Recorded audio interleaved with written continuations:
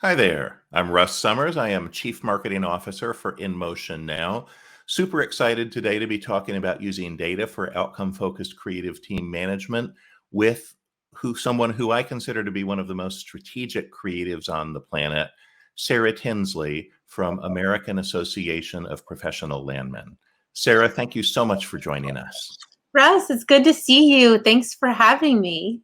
Great to see you as well. And just one of the things that I'm really interested in is you have a really good way every time we've talked about framing and overcoming the challenges that face creatives in using data to sort of prove what they're doing, prove their value. But you also have a really good read on what those challenges are. I'd love your take on what you think the top 3 creative challenges are today that creative managers have to overcome. Yeah, for sure. These are some issues that I hear time and time again. It doesn't matter if I'm at a creative conference sitting in a keynote session or if I'm talking with my peers at a breakout table. These are kind of themes that tend to pop up year after year whenever I'm socializing in creative circles. So I would say the top 3 challenges that we find would be within organizational leadership, not understanding what exactly the creative team does. There's an idea of the lack of credibility for the creative team within an organization. And then finally, the creative team having some struggles with collaborating effectively with our stakeholders. Interesting. So those are, from what you say, evergreen issues. You hear about them year in, year out. And yet what's intriguing to me is when we've talked about it, you've taken there are creative challenges, you've come up with creative solutions to address those. So, and that's one of the reasons you've built your team into a powerhouse. So I'd love to know what those creative solutions are, because those are big problems. If people don't know what you do and why it matters, you're going to have a challenge. So how do you solve that, Sarah? Absolutely. They're huge problems and they can be a little deflating when you run into them. So hopefully what we talk about today will help give people some confidence in how to carve out just the right position for themselves within kind of an executive leadership role. And so we have these 3 high-level solutions to these 3 high-level problems. And hopefully, as I mentioned, this will help folks demonstrate their value within their organization. We're going to talk about using data to tell your story, how to objectively validate your contributions to your organization's successes. And we'll talk about researching your target audience and understanding your organization's challenges. You need to not only be an expert in the creative field, but also an expert in whatever industry you're serving and whatever audience you're reaching out to. And then finally, we'll talk about some collaboration techniques. My favorite being learning how to say no with a smile. With a smile, that's super important, because you can say no as a toddler or you can say no as an adult and smile as you do it. And those are different things. I also love the insight about using data to tell your team's story, simply because data is the language of the boardroom, right?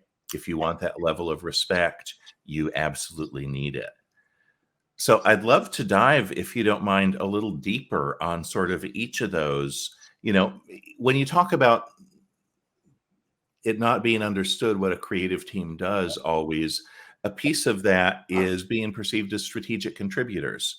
So curious to know how you have dealt with ensuring that your team is thought of as a strategic contributor and therefore brought into the right conversations.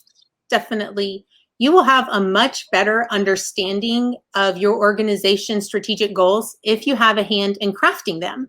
And that means you need to have a seat at that strategic table. You need to have an audience with your executive leadership. So our company, just back in February, had a 2-day strategic planning session that I was invited to participate in. And it was really a lot of hard work, but it was great work that we did. And I think I was invited to participate because I had established credibility as our company's first creative manager. I started out as an education assistant, kind of wiggled my way over to publications, then started working in marketing and communications, and ultimately helped define this need within our organization for a full creative department, and then was tasked with building it. So I created processes and protocols and hired staff and showed the executive leadership that I've got what it takes to be a leader in this organization. And we see that a lot with creatives, that we're kind of built for strategic work. We bring a lot of traits to strategic work. We tend to be curious people who are not afraid to ask questions. We generally are always looking for kind of a new angle. We work in human emotion for the most part, in the creative and design fields and in marketing fields. And so our target is constantly moving, in which case we're moving along with it. We can pivot easily, and we're dynamic people. We're also tough. We are no strangers to rejection and to telling us they don't like the work that we've done, or they'd like to see something different. And that's just part of the game that we play when you're in a creative field. And that toughness is a very attractive trait when you get to that strategic level, that you can stand on your own 2 feet, you can take rejection, and you don't crumble under defeat. But also, I think something that's just important as being able to not always have the winning idea is 100% committing to whatever creative direction comes out of a brainstorming session. You need to be a good loser if your idea isn't going to be the top. It's really important to dive in and 100% commit to whatever your objective is, and to be a team player. And part of that means kind of making your own opportunities and taking them. If there's a meeting you really feel like you need to be a part of because you've got good qualitative, quantitative data to bring to the meeting, invite yourself. Step into an opportunity and make it. Offer your time as a resource to your stakeholders as well as to the leadership within your organization. Personally, whenever I'm in a meeting, I try to use my voice as a strong asset for myself. I like to speak early in a meeting, and then I like to speak often to maintain a presence, but then also to exercise my knowledge and my expertise. I trust my own judgment, and I come prepared. And as I mentioned earlier, you have to know your external audience, but you also have to know your internal audience. And so being prepared and confident when you come into that meeting immediately is going to justify why you're there, and you'll start to build credibility. This is interesting because I've often, a thing that challenges many young creatives is almost the insecurity of, do I belong? Do I belong in this meeting? And I love your straightforward approach of, I'm going to go in, I'm going to assume I belong and act as if I belong. And then amazingly, you do, right? It's an interesting transformation to go through. Yeah, that imposter syndrome, I don't know that anyone is immune to it. At some point in our career, we've always felt like, do I belong here? Do I have the background? Do I have the education? Do I have the experience? Well, you just got to assume that you do, and then prepare yourself and fake it till you make it. I love it. And, something that's interesting, you were super transparent in that answer right there. Because the creative team is often thought of as a black box and not necessarily sort of understood the question of what exactly do you do, you seem to have really set a standard of being very transparent with leadership. So tell me a little bit about how you've approached that "we don't know what you do" problem, because you've plainly cracked the code on it. Well, I was served an enormous piece of humble pie not too long ago when I had someone at the C-suite level in our organization shoot me an email that said, can you draft something for us to share with our team that explains when our departments need to get involved with creative? What kind of projects and requests should come to you? Because there's a lot of confusion. And boy, that was just so defeating, because I felt like I've established this department. We all know our roles. We are rocking and rolling, really feeling like we were being successful at every stage of our game. And so to learn that there were still people on staff who didn't totally understand our role within the entire organization, it was a little discouraging, but we soothed ourselves thinking about it this way. It's significant that leadership is asking, that they want clarification. And so instead of being a little wounded by it, we decided this was an opportunity. And this was an opportunity for us to control the narrative about our department and our role. And we could control how we present ourselves to everybody we work with. You know, in life, you can't control how people receive your message. You can only control how you deliver the message. And this was a great opportunity for us to deliver exactly what we wanted to say to our stakeholders. And that was that we are not just good at coloring inside the lines, but we are storytellers. We are here as experts to help you interpret your data and transform it into functional, inspirational, behavior-changing presentation. We're here to help every department within the organization achieve its goals. So we are kind of this glue that holds the organization together. And a second big part of what we do, aside from telling stories, having really impactful messaging to our audiences, is we are brand protectors. We serve as the gatekeepers for our brand and our standards. And the power of my organization's brand is founded in a unified voice and visual continuity. And it's important for the rest of the staff to understand those two concepts and to know that there is somebody on staff who is in charge of making sure we maintain that good unified voice and that good visual continuity that serves us in ways of recognizability with the public, reputation maintenance. And so it was great to be able to kind of wiggle that in for our staff and let them know the importance of our brand maintenance.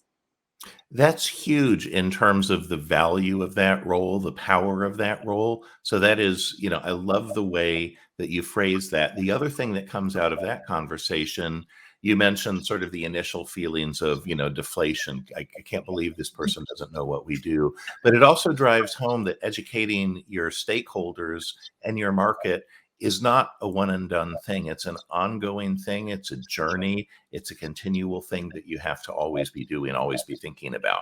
And I'm assuming you would agree with that based on what you said. Definitely.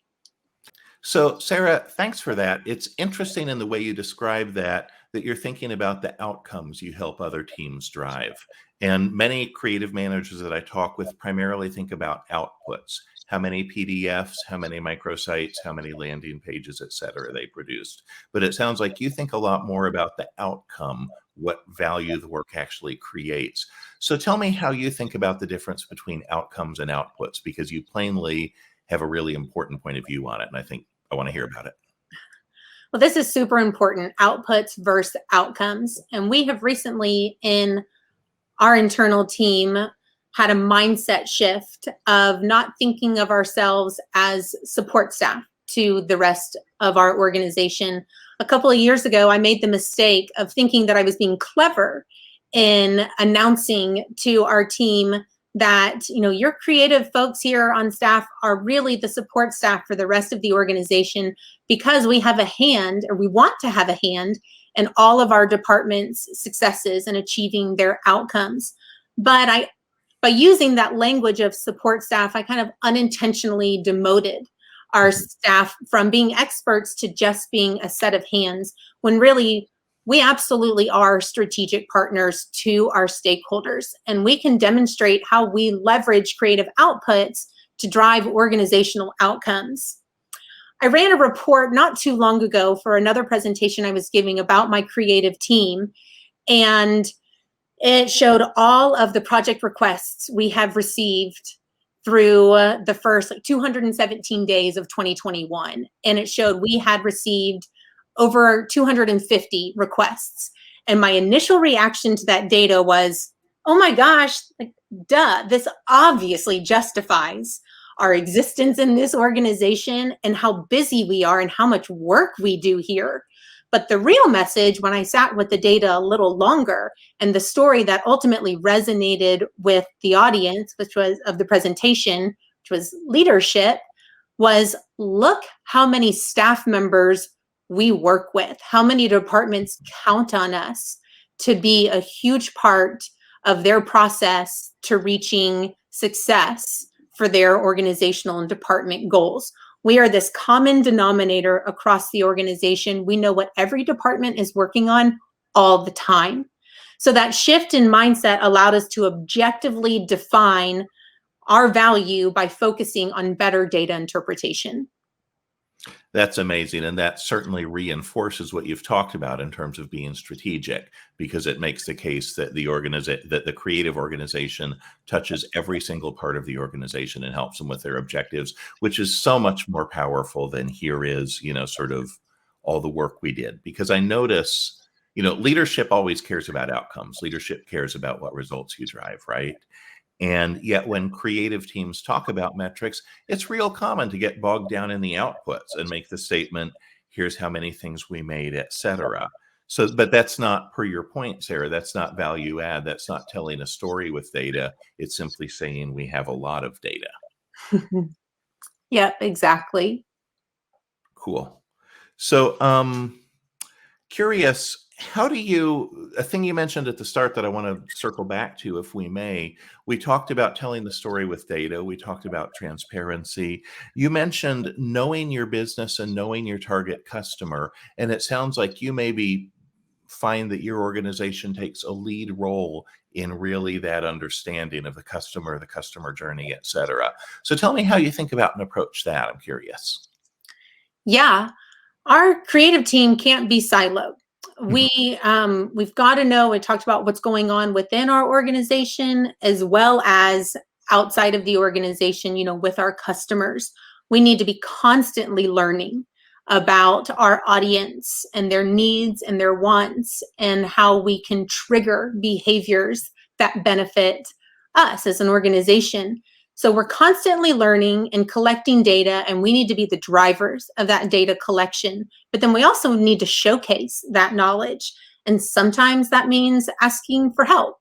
I work in the energy industry. The landman is a mineral rights negotiator. And so it's basically land access negotiation. If somebody wants to explore and produce solar energy from acreage or hard rock minerals from acreage, they need somebody to make sure they've got proper access and the legal right to be exploring and producing on that land. And so that's what a landman does. And with the shift in the energy industry to a much more significant role of accountability and responsibility and wanting to advance renewable energy into a much more prominent contributor to our energy sources, we're seeing a big shift in the role of a landman and their responsibilities, their opportunities. And so as an organization, in order to stay relevant and deliver valuable content to our audience, we need to understand that shift and what they're going through as this energy industry metamorphosis takes place. And in order to do that, bottom line, we need outside help. We're not equipped we're a 2-person creative team, and we're just not equipped to do that kind of in-depth research. And so it's important to be able to ask for outside help. There's this idea that in-house, having to compete with outside resources, and I think we work in conjunction with outside resources. 2 of my favorite things about bringing in an outside vendor is, 1, you're expanding the number of experts on your team. And there's nothing better than not being the smartest person at the table. I love when the other people working around me are smarter than I am, who have different levels and different areas of expertise. So you're elevating the work of your team by bringing in an outside source. And then second, you are far more likely to discover unbiased output if you have an outside source conducting your research for you. I kind of think of an outside vendor as like the control group part of a strategic experiment. That makes sense. They're not steeped in what the organization already believes, so they can bring that external perspective, which can help you better understand your customers, which, as you point out, more than almost any other industry, perhaps yours is in the midst of a profound transition. And I love everything you've shared with me about how you are basically surfing those waves of change within the industry. It's pretty cool. It's pretty cool. Something that we've kind of danced around through this whole thing is not all stakeholders are easy stakeholders. Sometimes we have difficult stakeholders we have to work with, and that's a challenge. So tell me how you approach that. Yeah, so I love the title of this slide. Instead of yes and, say no but. Being able to say no is really important, but it can't be a complete sentence in this context. You need to be able to say no with a smile, which is that little special but part of the word. So no, but, and then turn it into a collaborative conversation. It's an important time to share with your stakeholders why you're saying no, give them some context around your decision so they better understand the whole picture. But then also invite them in to be part of the solution. This is a great opportunity to create that special collaborative space where people feel safe bringing in any ideas. And so you build a lot of trust with one another and credibility with one another. And it's always better to have a shared solution that everyone buys into and can get behind. And so by framing no in a particular way, it becomes a really useful word in collaboration instead of just squashing a conversation. I love that. It's the no that people actually welcome once they get used to it. So I'd love to go one more question if you don't mind, but this is a lightning round, Sarah, because you've been Okay. dropping knowledge bombs throughout the entire thing. But if you had just a handful of takeaways for somebody who only had a minute to give the information to, what would be the takeaways that you would give people from all of this? Yeah, sure. Number one, be mindful. Think about the story you want to tell and the metrics that are really going to support it. Continue to keep learning. Know your audience. That's an ongoing game you will always be playing. Make it your mission to continue to learn. Showcase your value by being collaborative. We don't just take orders. We want to be part of every step of the process. We are here to help you and along the way, the whole way. And then finally, at the beginning of every project, ask what outcome will this drive? And then follow up so that you continue to be engaged with your team. That is fantastic. Sarah, I want to thank you for joining us today. It's been tremendous information and I think hugely helpful to the audience here. I'm very grateful. Thank you. Thank you, Russ. This was wonderful. I hope everyone enjoys it. They will. Thanks much. Thanks.